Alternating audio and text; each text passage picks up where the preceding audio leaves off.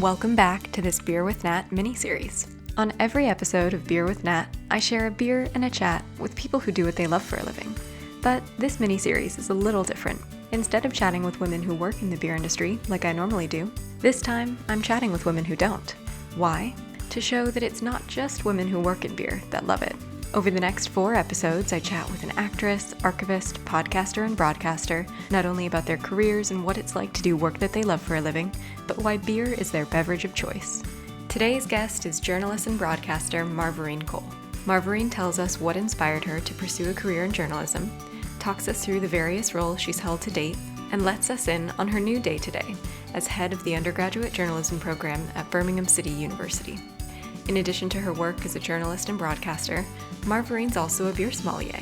We chat about what got her into beer, what led her to pursue the Beer Sommelier qualification, and she shares an exciting new opportunity that's just come her way that allows her to combine her passion for beer with her career in journalism. Coincidentally, Marverine and I ended up drinking the same beer, a modern British classic, Thornbridge Jaipur. You'll hear all about why she loves it shortly. Just a quick heads up, this episode was recorded remotely, so the audio quality is not quite the same as previous seasons, but I hope you still enjoy it. Here's Marverine. Have you got your beer ready in front of you? I have. Fantastic. Okay, so let's start by talking about the beer that you're drinking and why it's special to you. So tell us about your choice of beer and what you love about it. So my choice of beer is actually Thornbridge Jaipur.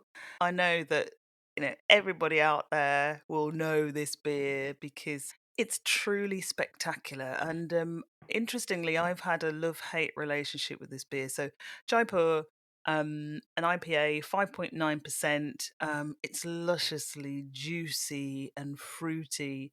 For me, it gives echoes of kind of mangoes and gooseberries all over my tongue. And not forgetting actually, the kind of the beautiful hop aroma that comes across on the nose the minute you pour it, right? And there's just something about Thornbridge's flavors that drive me insane. It's super sweet as well. I've got to admit, I have a terrible sweet tooth, so this beer really speaks to that as well. But equally, the bitterness is so pronounced. And the funny thing about Jaipur is that when I first tasted it, and that's coming on, it's probably more than 10 years ago now, my palate wasn't ready. So I started, drinking ales and beers, in a big, big way about 10 years ago. And my very undeveloped palate just didn't like how bitter it was. Yep.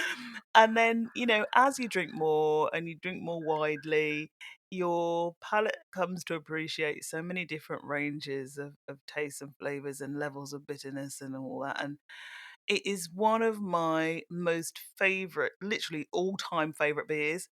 And it wasn't until I think I got an email from Thornbridge, oh gosh, a couple of months ago now. It's celebrating 15 years. 15 years Isn't and that amazing? I Yeah. can't believe it now. It's like, where's the time gone? And I love the brewery. I love the team. I love what they do. There's very little that they brew that I don't like, and also, they they've got a firm place in my heart because they opened a bar in my home city of Birmingham last year. Well, there we go. That's a good a Yeah, reason as any. I know. The Colmore, it's magnificent. It's just an absolute joy to go and get as many of their beers as I think there's about 8, if I remember right, 8 hampools. And great food as well. So it's a beautiful place. Oh, that sounds Um, fantastic. I'll have to go check it out. yeah, it's awesome. It's awesome. It's awesome. So I'm gonna have a sip. Perfect. Well, it's funny. We are totally on the same wavelength because you had suggested perhaps you might get a different beer from Thornbridge, and I thought, oh, I don't think I can get that one. So I went and got a can of Jaipur myself. Oh my god, that's So that is amazing. perfect. Yeah. And So I haven't drank it in ages either. And hearing your description, I was like, oh, I got to get my can open. I got to try this. So oh, yeah, it's a really nice trip down memory lane. I think for so many beer lovers here in the UK. totally. They're just such a cool brewery. I don't know. There's just something about them. I think Jaipur. When I got my palate round and my head round it, it was just an exciting experience, and a kind of a mind-blowing experience. My husband and I both love it, and we kind of sometimes crave it and go, "It's a day for a pint of Jaipur." And we miss not being able to get to the Colmore as often as we used to. As soon as it opened, we were in there a lot. Obviously, the lockdown's easing now, so they have started opening up and being cautious about that, which is great. So sometime soon we'll be back there. You'll be back there for a pint. Oh, Perfect. That's yeah. something to look forward to. So, yes, let's enjoy our cans of Jaipur as Mm. we chat a little bit more about your career, and then we'll come back to your love of beer. So, you're an award winning journalist and broadcaster with a big love of beer, of course, as everyone could hear from that, Mhm. but we'll come back to that. So, I'd love to go back to the early days of your career in journalism and hear how you got into it, what was your first role, and then bring us up to all the many things that you're doing now. I know that's a big question, so take your time, take as much beer as you need. Might need a big tin of beer for this. So I always wanted to be a journalist. From when I was a little girl, my mum used to get the local paper put through the door each night. It was called the Birmingham Mail, and she would read it and read all the stories of what was happening in our second city. And then she'd put it down, or she'd go, "Do you want to read it?" And I'd be like, "Yeah, go on." My earliest memory of that, kind of reading the newspaper is probably about 7 years old. And so my mum was super interested in the news, what was going on locally, nationally, and around the world. And after we'd have our tea, usually something like, I don't know, fish fingers, mash, and peas, traditional kind of like British tea, we'd sit and watch the news. And often time again, that would be the local news. I can't remember, it might have been Central News, Midlands Today. And again, we would sit and watch it as a family. So I was always just super interested in what was happening beyond my front door and beyond school, because that's kind of your realm, your sphere of experience, isn't it? When At you're a that little age, kid. exactly. Yeah. And I remember writing a letter to the local newspaper saying, "I'm proud of being a Brummie," and they printed it. And I think I've got a copy of that letter somewhere. Oh, And I that's was, incredible. oh, damn. I don't know what was going through my head at that time. But I also used to spot, if I was up late enough, to see the 9 o'clock or the 10 o'clock news. On BBC One, the 9 o'clock news was sometimes read by Moira Stewart, and I believe she was the first ever black female newsreader nationally. In the UK, and I saw her, and I was like, "Wow, this is amazing!" Someone who looked Wow. like me, Yep. yeah. Exactly. If Oh, she can do it, I can do it. yeah, and the same thing with Sir Trevor McDonald, who I absolutely adore and always have. And thankfully, I had an opportunity. I met him, more than 10 years ago now, and the picture of me with my arms around him, like my uncle Trev, I will treasure forever. So seeing him on the 10 o'clock news, on the news at 10 on ITV, spurred me on. Um, well, it made me think about journalism as a career, but then the only kind of routes to study were the kind of newspaper training courses. Um, and as a kid, I loved television and radio more than, say, reading a newspaper or thinking I was going to go into newspapers. Mm. And being quite a home bird, I loved being at home, and I didn't even really want to go away to university. I was a bit of a chicken. I thought, well, I don't want to go to Preston, I think it was Preston or London, for the kind of newspaper training schemes. So basically, I chickened out of studying journalism, right? I chickened out. I went to university, and we were the first in our families to go to uni. Myself and my brother Fitz. And I just studied business studies. Struggled through uni, came out with a degree still, and basically didn't do very well professionally for about a good 10 years, all through my 20s. I kind of did this and that as a secretary and executive assistant for chief execs and managing directors in different industries. Ended up doing about 3 years at the BBC as a secretary to head of commissioning, but never took the leap to become a journalist. Um, what changed? Hmm. My my 30th birthday and the epiphany that you have when you reach those milestone birthdays Yep. now, and you That was go, me last year. Yep. right? Did you do this and kind of go, what have I I done with my quit my life? job and went freelance. No Yep. way! Yeah, So I know that that's feeling. amazing, because you take stock of your life, don't you? You kind of Hmm. go, what have I done? Where do I want to go? Am I doing the right thing? And just trying to make a change in your life. And that was what happened to me. I had an epiphany, a beach bar in Fuengirola when I was away with the girls on my 30th I birthday love that. bash. And I decided to go back to university, basically. I applied for a postgraduate diploma in broadcast journalism. And it was a calculated risk because I had no money for fees. I was working, I was in a flat of my own, and I was thinking, how am I going to do this? Go back and study? I must be mad. But no, I must do this. So I did it in the end. Wow. Yeah, it's crazy. It's crazy. It was a real risk. Got one of the last places on the course, and also various local news outlets at the time were offering bursaries. Doesn't happen these days, but they were offering bursaries for students who they believed would have a promising career, and you had Hmm. to get a place on the course and then do a separate application to these organisations. And it was the BBC, ITV, and Heart FM were offering bursaries, so I applied to them all. Randomly, they wanted all of them wanted to give me a bursary. Wow, amazing. It was crazy. And I took the one that was kind of the most lucrative for me, and that was ITV. So my first job was working with ITV as a trainee TV reporter. So that they paid for my course fees, my postgraduate course fees, and there was a 6-month contract guaranteed as a trainee reporter at the end of it. That is Um, incredible to Crazy. just think you loved this as a kid, decided to make this career change, and were able to make it work. Yeah, it was quite surreal.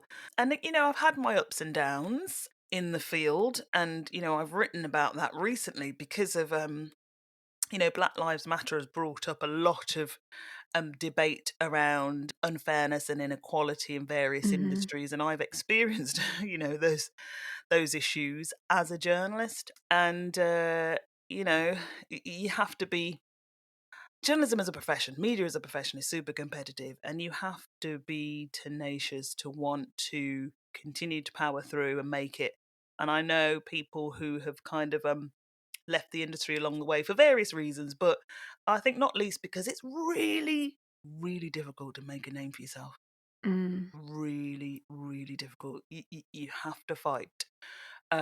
Fight for stories to be produced on air, fight for your involvement. You might come up with a great idea, but then your editor doesn't want you to cover the story, might hand it to somebody else. Mm. So you've got to fight for even the right to produce your own story, and also to fight for new narratives, to be aired. So yeah, I've had some ups and downs, but in all, I've had some great experiences, working at Sky News as a newsreader, anchoring like a 5-hour rolling news show. My goodness. So you Yeah. really need to be on it. It could be anything that Yeah. comes in during those 5 hours. Oh, Sky News is first for breaking news. That's their kind of strapline, or it was at the time that I was with them.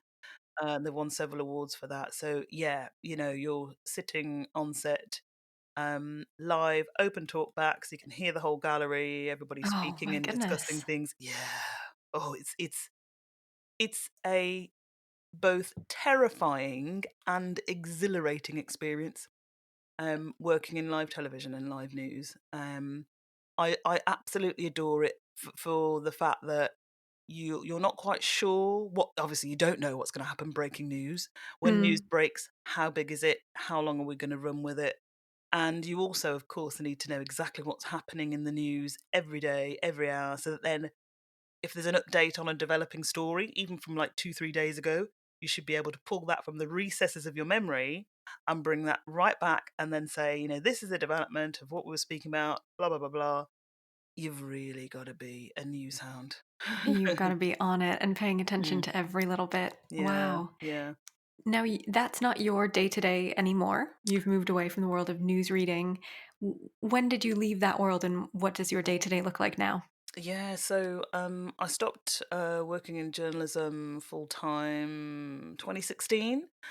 So I spent a lot of time in London, the best part of 10 years in London. So I was working for Sky, worked for some other news channels. Arise was a newsreader for Five News for a while as well, and headed up teams of video journalists and different things like that. And being a Brummie. Be from Birmingham. I was kind of missing being here full time because in news, you're doing shift work, and there were a lot of times over those years that I would be saying to friends, "Can't make your birthday," saying to family, Mm. "Can't make this event because I'm working late at and it was getting tougher. And so I decided to come back to Brum, and I pretty much, I think I kind of fell into academia. I was obviously looking for something to do that would use the skills that I've got. And a former lecturer of mine said, "Oh, we're looking for some cover. Can you come in and help us with a broadcast journalism module, just teaching for like 10 weeks?" And that was really the start of me doing a lot of visiting, lecturing. And then I got asked to help Birmingham City University, which is the university where I studied my postgrad in Oh, broadcast journalism. wow. I know, full Full circle, circle. yeah. It's kind of crazy. I got asked to head up four new journalism degree courses that the university had launched.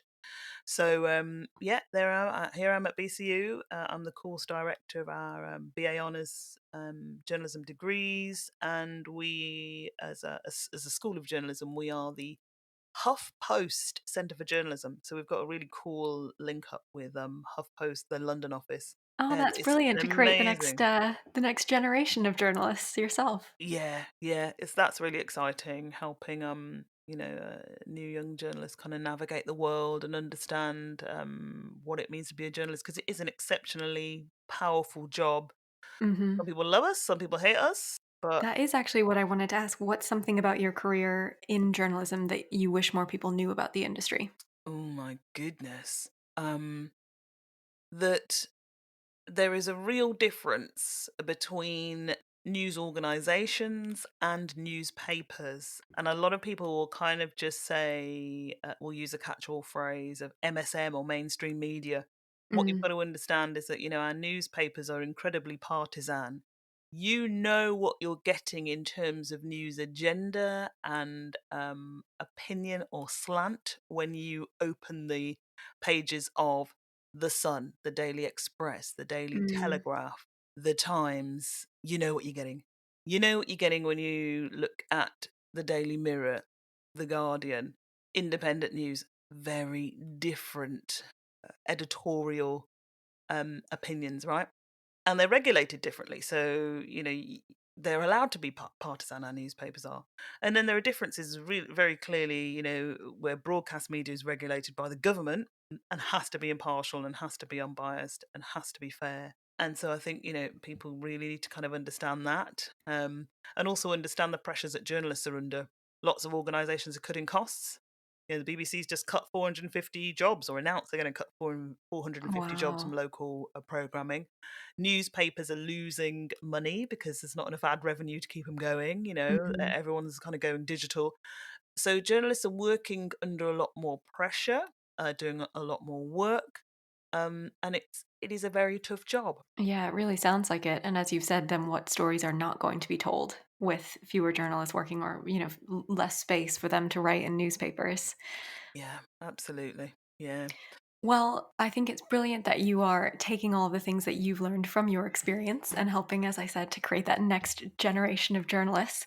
But outside of your role as a journalist, you do have a very big passion for beer. You're a beer sommelier. And not only did you get to combine your day job with your love of beer, doing some documentaries about women in beer and even speaking on This Morning about beer, and of course, producing loads of brilliant events. I would love to hear how you got into beer and how it is that you then started to take on all of this brilliant work as a beer sommelier, in addition to all the work you were doing as a broadcast journalist. It's really interesting because it's kind of fused with my time working in journalism as well. So, when I was working at Sky, I think I'd come to the end of my contract with Sky, and I was freelancing then and looking for stories. So my deeper understanding of beer came about and was driven by my journalism. So I remember reading an article which was kind of publishing the latest cask ale report. I think that was the report of must have been 2010, kind of reflecting on the details of 2009 that the fabulous Pete Brown compiled. Hmm. And the data said that the number of women who said they enjoyed real ale as part of their regular drinking repertoire had doubled from one year to the next. Wow. Right? And I'm sitting there reading this now, and I'm going, yeah. And this is me with my like red wine, champagne drinking head on, going, no, Where did what? they get those numbers from? Yeah, they what? And obviously, I knew they were true. I'm not the person to look at a piece of journalism and go, "That's not true." I was like, I need to get to the bottom of these figures because, like, Yeah, I need to that understand them might better, not be what I'm seeing. Yeah. right? Yeah. So, I started doing some digging around and looking at what the report said, trying to just better understand beer, and also kind of in the back of my head thinking about how my husband and his brother are just crazy real ale fans, and I never understood it. So I was thinking, is there something in trying to better communicate that and to get to the bottom of those figures? And I think I got straight in touch with Pete Brown, just tracked him down and said, can you just tell me a bit more about this? How's this come about, and can you help me like navigate this world? And then I pitched an idea to a regional program, BBC Inside Out, just kind of a feature trying to figure out all of this and the connection with beer and women, and historically, the history shows that women invented beer and all the rest of it. Mhm. um and it was crazy. I sent an email to the editor of the program, and he replied straight away, and he said, can you come and see me tomorrow about this, please? Oh my goodness. And I was like, yeah, I'm in Birmingham. You're in Nottingham, not far. But he said, right, I want you to come and see me at 11 o'clock. We're going to talk about this. It sounds brilliant. Wow. Yeah, so he commissioned me there and then. So that meant, I did a lot of, I went out and did a lot of research, tried to locate pubs that I could go and speak to, kind of licensees, talking Mhm. about, the difference, what impact female customers had on their trade and so on, and pulled together in a few weeks kind of a feature, and got Pete Brown up to Nottingham and filmed in various pubs and so on. So, of course, as part of that, I'm tasting beer, Nat, and really seeing it in a new light. And that whole experience, aside, the production is great, and it went out, and it was well received and all that. But that experience was such a massive beer education for me. I totally turned into a beer advocate because I couldn't believe that I had been ignoring this world and these flavors and the variety for so long. And so I felt like I need to tell people about this how amazing beer is. And what had led you to ignore it previously? I think I was, when I was at uni, it was all cider, necking cans of Scrumpy Jack at the student union and all that sort of thing, and it was cider, really. I used to drink a lot of K cider, very alco pops and all that sort of thing because of my sweet tooth. And so Mhm. for me, whenever beer was involved, I was kind of, oh. And I think that just shows you, doesn't it, that whatever the stereotypical images and the kind of image of the beer as the bad guy is so deep rooted. Mhm. And but also unfair. And when I discovered the different flavors, and the amount of different beers there are out there, and also the fact that when I wanted to discover, then pubs and breweries and the industry, Camera, SEBA, the BBPA would just welcome me with open arms and said, come and learn with us, and we want to tell you all about it so you can communicate. That kind of motivated me as well. I started a blog, so I used to write regular blogs. That started that 10 years ago this year. Wow, Um, congratulations. Thank you. And I had a bit of I did pause on it when I got into a TV job, which also required me to blog. So I was like, I can't do how many blogs? I Yeah, can't keep it all up. you've got so many words, exactly, Yeah, so many words a yeah. day.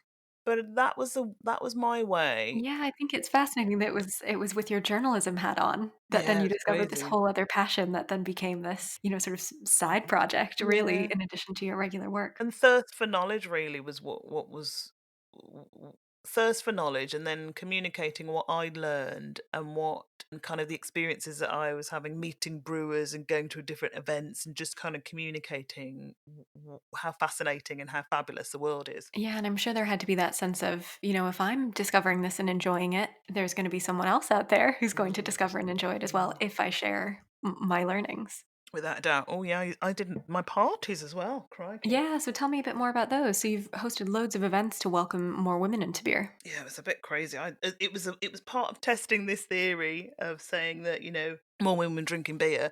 So I thought I'll throw a beer party. And I can't remember. Did I have 100 women? I think the first event was 50 women. My goodness. Yeah, it was it was crazy. 50 women in Birmingham, like a central venue with Purity Beers, Paul Halsey, love him to death. Paul supplied beer. Emma Gilliland at Marston supplied beer. Lucy Holden from Holden's. I'm pretty sure there was another brewer. God forgive me, I forget. So I did my first beer tasting party. And then Paul, Purity, and we did a couple more where we went to Malmaison Hotel, so kind of Hmm. really nice luxury high end, like a boutique hotel. And we did two separate events with 100 women at each of those beer and food batching, Wow. and it was just amazing. They were just, they were just amazing. And Um, what were some of the results there? Do you think you were able to win over hearts and minds and get more people into beer? yeah, I mean, there were conversions, there were epiphanies in the room. Yep.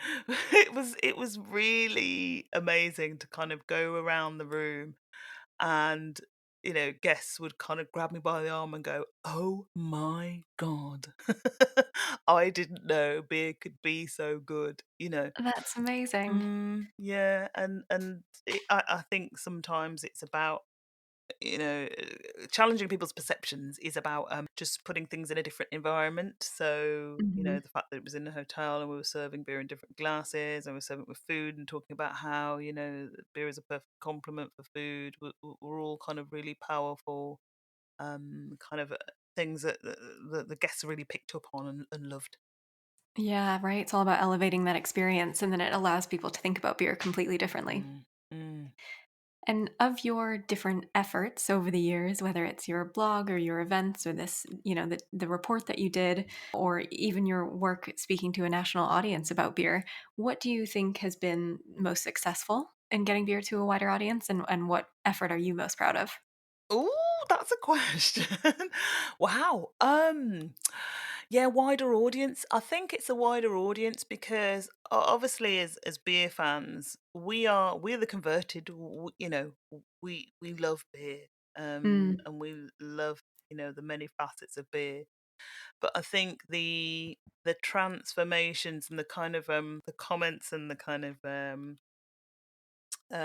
messages I had from people were overwhelming when they came from an audience that wouldn't traditionally have said, "Oh, I love beer." So, those kind of times when I was on the Alan Titchmarsh show or this morning, there were BBC Two food shows that I was on talking about beer, and those are audiences in the millions, and traditionally, female audiences who will be self-confessed wine drinkers, champagne drinkers, prosecco mm. drinkers, right? Spirits drinkers. um and I just think that's brilliant, because if you can communicate and kind of extol the virtues of a drink so that they can add to their repertoire. Not saying you have to like forsake what you normally drink, but just be open to the fact that you could try something else. Mhm. And beer is that something else. I think that's really important, and very powerful. So for me, yeah, it's probably those spots, those kind of spots reaching all sorts of different people on TV. Yeah, and to me, it's just, I think, quite cool to look back on your previous career and to think that it put you in this perfect position for when you did discover beer to have the audience and to know how to communicate. Because sometimes those of us who are so passionate about something almost lose how to speak in the language before we learned all the fancy terms. So it's Mm-hmm. about speaking to people yeah, meeting them on their level, using their language, and really welcoming them in. Yeah, without a doubt. And I can't use. I'm not very good at trying to do the kind of really in-depth explanations of things because, I'm not a brewer. A brewer's Mm. no, brewing is science. It's serious business. I'm never going to pretend or even, try and pretend to be that person, right? Yep.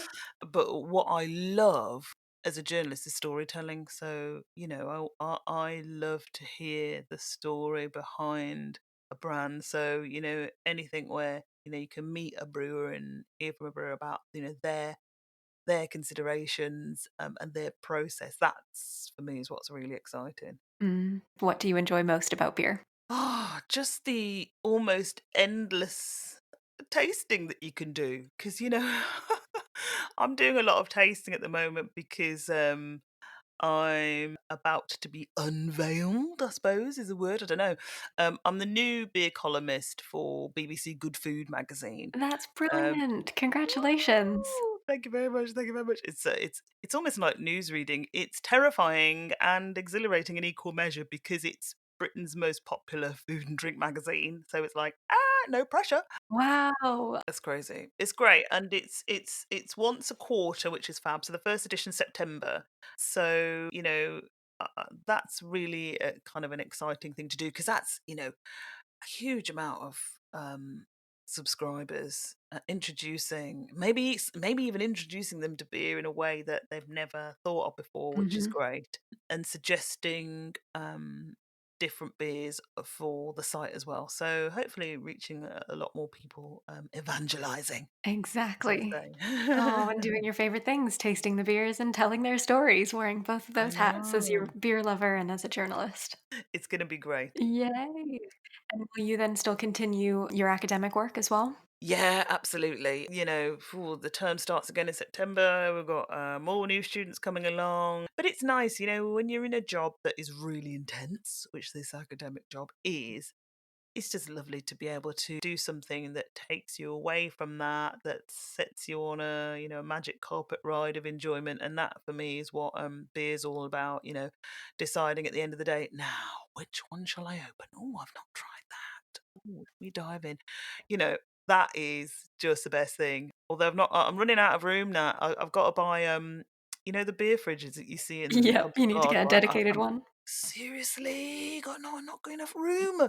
Gonna have to get one. But in the dining room, I think, because they've all got to be nicely, put away. Well, And especially with your new role as well, I'm sure you're gonna be sent loads of beer. yeah, it has been crazy. It's been very nice. And can I say to brewers listening who have sent me beers, thank you so much. There's a massive list. I just did an Instagram post the other day on people, shouting out to the brewers who sent me beers. Thank you so much. And anyone else wants to send any for consideration, please do. Exactly, I'll share all your social media handles, they'll know who to get in touch with.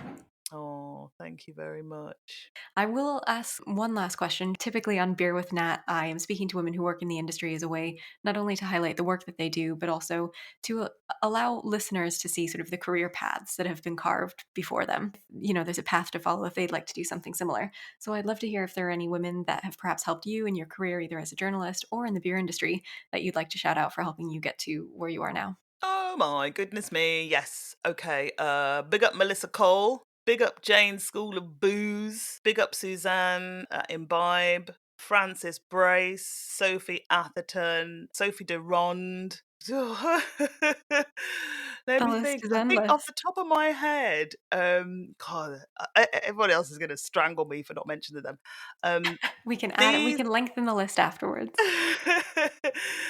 These incredible lady, just again, when I say about the industry kind of welcoming me with open arms when I was curious and wanting to learn more and to write about all of my experiences in this blog, they again did absolutely the same. And I can imagine it might have felt a little bit strange because, as a almost, I think I might have been the only black woman around at the time, talking about beer and interested Mm. in beer as a journalist. So I was definitely in the minority.